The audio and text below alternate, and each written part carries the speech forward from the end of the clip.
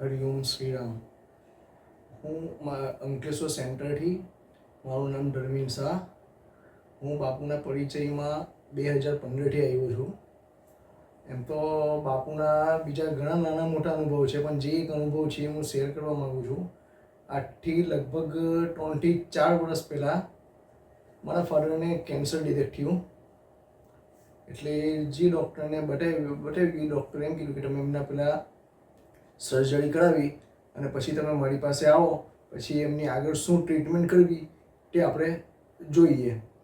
એટલે સર્જરી કરાવીને એકચ્યુઅલી અમારે જે ડૉક્ટરે અમને કીધું કે તમે મારી પાસે આવજો, અમે એ ડૉક્ટર પાસે અને બીજા ડૉક્ટર પાસે ગયા. તો એ ડૉક્ટરે એમ કીધું કે અમને કેમો આપવો પડશે અને કેમોનો ડોઝ પણ હતો હેવી. એટલે એક ફર્સ્ટ કેમો આપ્યો પપ્પાને. પછી એના હિસાબે કેમોના હિસાબ હાઈ ડોઝના હિસાબ પપ્પાને નોર્મલ માઇનોર એટેક જેવો આવી ગયો. એટેક જેવો આવી ગયો એટલે ત્યાં તરત હાર્ટ સ્પેશિયાલિસ્ટને પણ એને ટ્રીટમેન્ટને કરી. પછી બીજે દિવસે રિકવરીને આવી. પછી અંકલેશ્વર લાવીને એમને એન્જિયોપ્લાસ્ટ કરાવ્યું. તે ડૉક્ટરે એમ કીધું કે એમને બાયપાસ સર્જરી કરવી પડશે.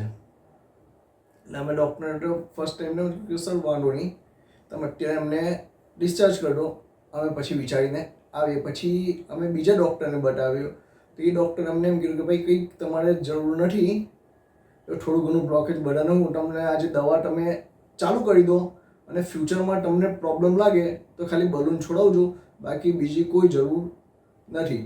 અને એ પછી જે આપણો બાપુનો જે ઇંગ્લિશ સ્કૂલમાં જે પ્રોગ્રામ થાય છે ત્યાં અમે ગયા અને ત્યાં હું પોતે પર્સનલી બાપુને મારી રીતના એમ કહીને આવ્યો કે બાપુ હજુ મારા ફાધરના કેમોના 2 ડોઝ બાકી છે, તો તમે કંઈક એવો રસ્તો કાઢો કે જેથી કરીને એમને કેમોના બંને ડોઝ પણ અપાઈ જાય અને બીજો કોઈ પ્રોબ્લેમ ના આવે.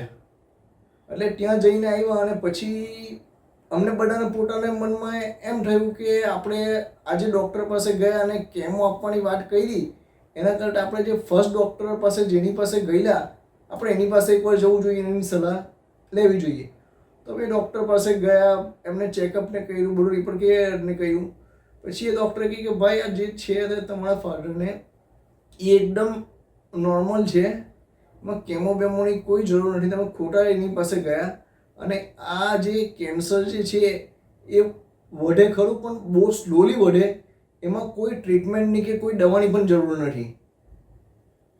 અને આજે છે પપ્પાની ઉંમર 72 યર્સ, પગમાં તકલીફ છે થોડી, એટલે ઉઠવા બેસવામાં એના હિસાબે થોડી તકલીફ, બાકી એમ ઓલ ઓવર કેન્સર અને હાર્ટના હિસાબે કોઈ ખાસ પ્રોબ્લેમ નથી આજે.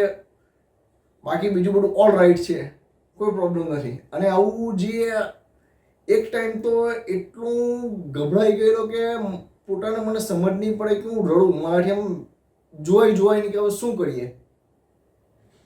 અને બાપુની મહેરબાની થઈ બધું સારું છે, ઓકે છે.